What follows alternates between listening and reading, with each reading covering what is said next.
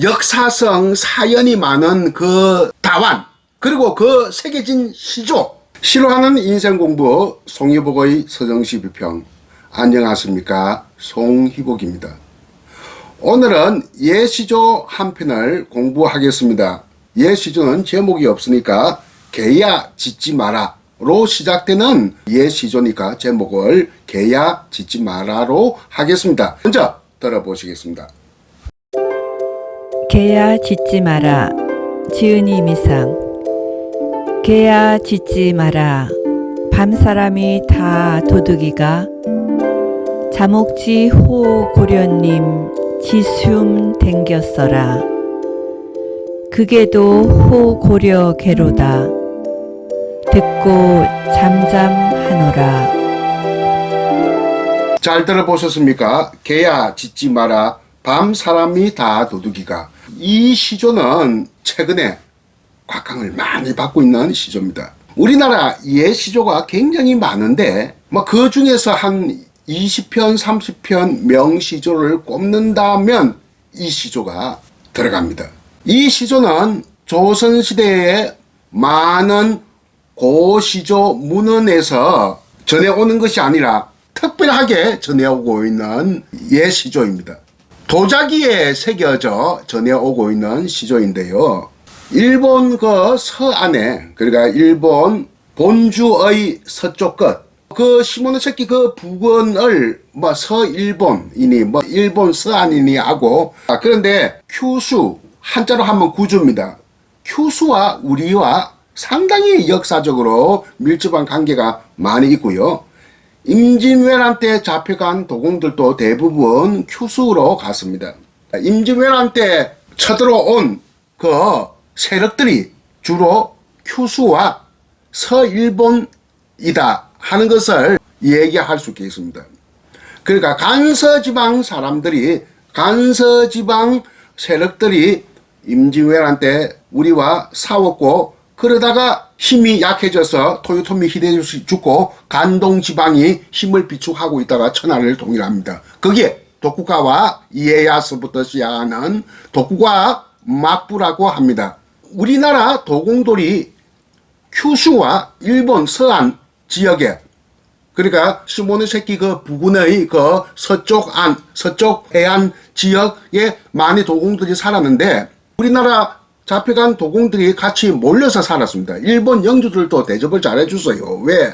일본은 도자기가 없는 나라입니다. 그 당시에 16세기까지 도자기 있는 나라는 세계에서 3나라밖에 없었다. 중국, 한국, 베트남.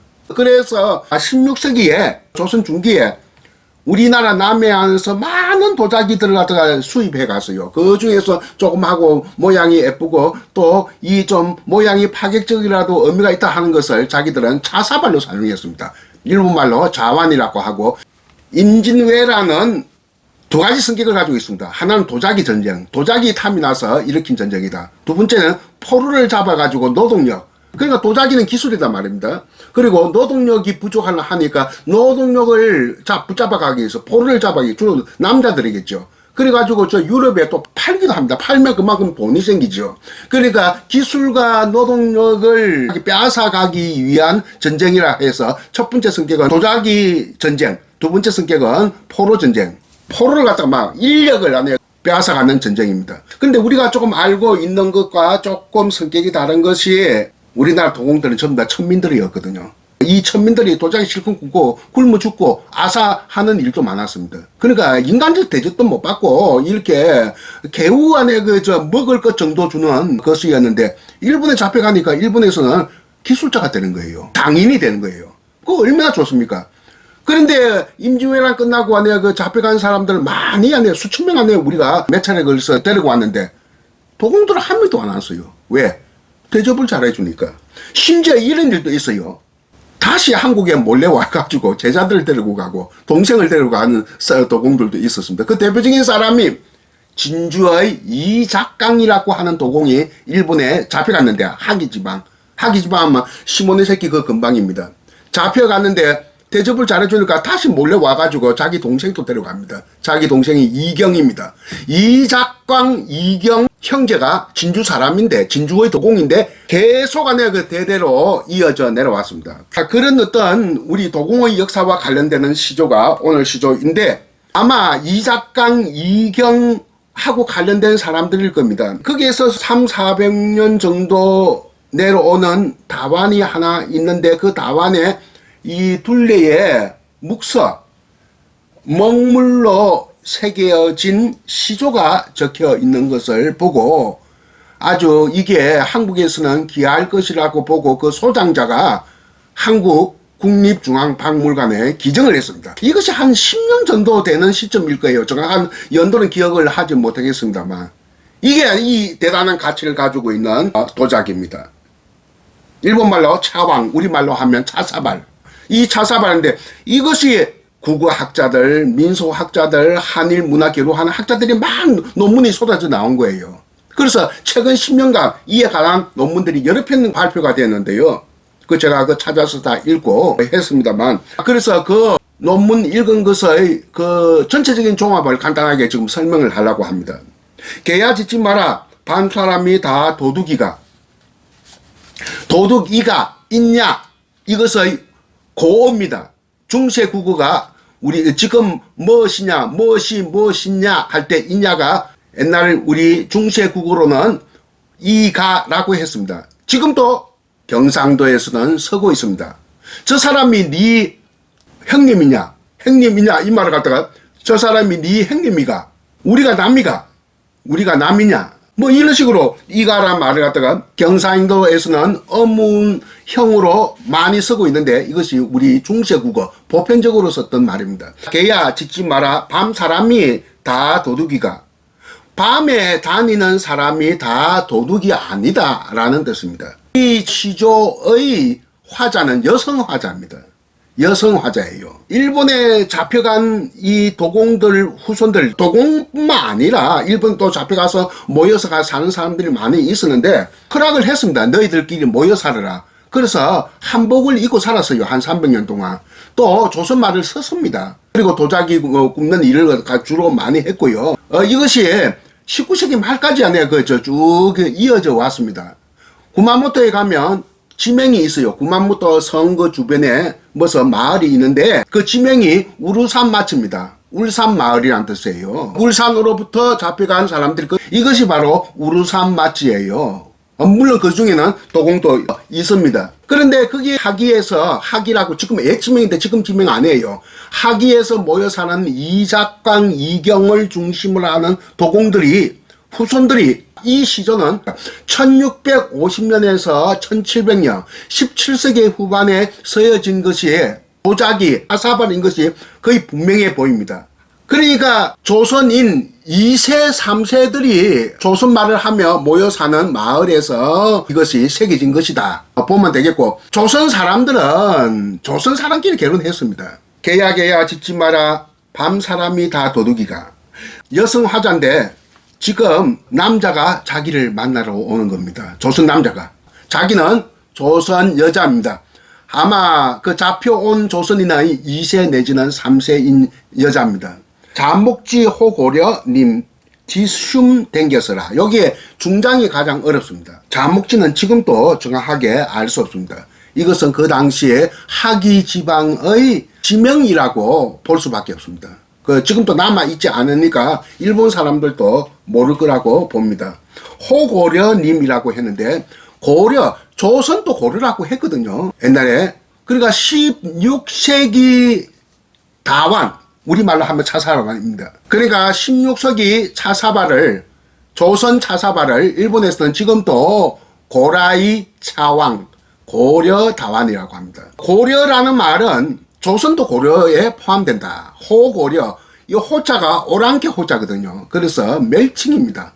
처음에는 멸칭으로 우리가 중국 사람을 된놈 하듯이 대호자거든요. 된놈 하듯이 일본 사람들도 조선을 호고려라고 했는데 일제강점기에 조생칭 하듯이 이렇게 멸칭을 쓰는데 호고려 하는 것은 고려 된놈. 그러니까 조생칭 이런 개념이에요. 그런데 님자를 붙이는 것은 일본 사람들이 상대방을 존중하기 위해서 무슨 다나카 상 할 때 상자를 어떤 님이라 하거든요. 그래서 호고려가 처음에는 멸칭으로 썼지만 뒤에 수십 년 지나면서 일반적으로 쓰는 말이었다. 그래서 호고려님 하면 조선인 2세나 3세의 남자를 뜻하는 겁니다. 나를 찾아오는 조선인 남자. 자목지에 사는 호고려님이 지슘, 이게 가장 어려운 말인데 최근에 학자들에 의해서 발표지는 말에 의하면 마실이다, 밤마실이다.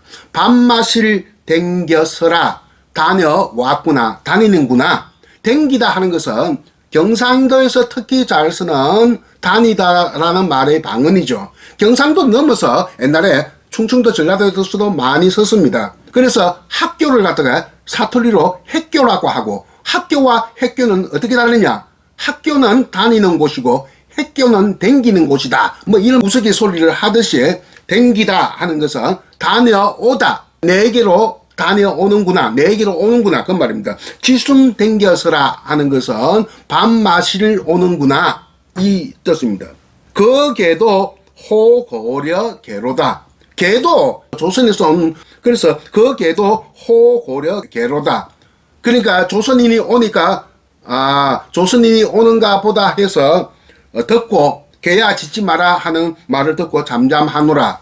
근데 이 시조가 원래는 통영개타령, 우리나라 민요입니다. 이 민요를 일본에 잡혀간 도공과 도공 가족들 그 후손들이 조선 민요를 대를 이어서 부르다가 이것이 한글로 새겨진 겁니다. 이 차사발 만들 때 새긴 겁니다. 새길 때 무슨 형식으로 만드느냐? 민요 형식으로 만들지 않고 시조 형식에 맞춰서 만들었다. 그래서 지금은 시조로 전해지는데, 이 통영개타령은 임진왜란 이전부터 불려한 왔던 민요고, 일제강점기에 일본의 조선 민요학자들이 체불을 한 적이 있습니다. 악보로 체불을 한 적이 있고 그것이 전해져 내려오고 있는데 내용이 비슷해요. 그것을 봐서 통영개타령을 불렀다 이렇게 보고요. 그리고 통영개타령은 지금 초등학교 음악교과서에 실려 있습니다. 대충 이렇습니다. 내가 오늘 아침에 김소희, 대단한 분이죠. 오정숙, 박기희 이 세 분이 부른 통영개타령을 CD를 통해서 들었는데, 이건 들려주면 저작권에 문제가 있을까 싶어서 대충 내가 한번 불러볼게요. 개야 개야 검둥개야 개야 개야 검둥개야 가랑이판 달사개도 짖는 개야 청사초롱 불 밝혀라, 뭐 이런 식으로 부른 노래인 것 같은데요. 이 통영개타령이 원형이 일본에 건너가서 노래를 부르고, 통영개타령은 우리나라 18세기 문헌에도 나옵니다. 그래서 결정적인 그 증거가 될 수 있는 자료가 또 보이는 걸 봐서 민요를 부르다가 수십 년 부르다가 그것을 시조로 옮겨서 어디에 새겼다? 차사발에 새겼다. 우리는 이것을, 이 귀한 시조와 차사발을 우리나라에서는 한글 묵서다완이라고 합니다. 일본에서는 하기, 옛 지명이고요. 지금은 서지 않는 지명입니다. 하기 철회 신문 다완이라고 일본에서는 그 이야기를 하고 있는데, 아무튼 진주도공 이작강 이경 형제와 그 가족들 이 안에 그 머물던 하기 지방에서 전해오던 한글로 시조로 새겨진 다완이라 해서, 그러한 역사성 사연이 많은 그 다완, 그리고 그 새겨진 시조 얼마나 우리에게 중요합니까? 그래서 이것에 대해서 간단하게 제가 여러분께 설명해 드렸습니다.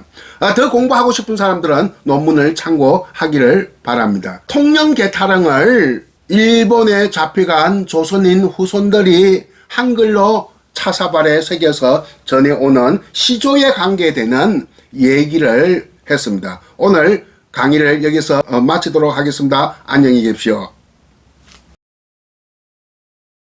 개야 짖지 마라. 지은이 미상. 개야 짖지 마라. 밤사람이 다 도둑이가. 자목지 호 고려님 지숨 댕겼어라. 그게도 호 고려 개로다. 듣고 잠잠하노라.